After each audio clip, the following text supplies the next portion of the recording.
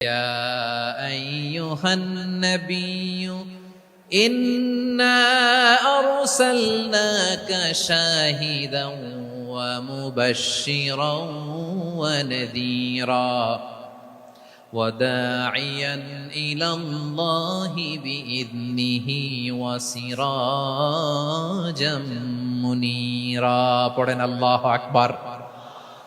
রব্বুল আলামিন ডেকে বলেন, ও নবী, নিশ্চয় আমি আপনাকে সাক্ষ্যদাতা রূপে প্রেরণ করেছি, সুসংবাদদাতা রূপে প্রেরণ করেছি, সতর্ককারী রূপে প্রেরণ করেছি, আল্লাহর দিকে আহ্বানকারী রূপে প্রেরণ করেছি, আর আলো দানকারী চেরাগ রূপে, প্রদীপ রূপে প্রেরণ করেছি। পড়েন সুবহানাল্লাহ।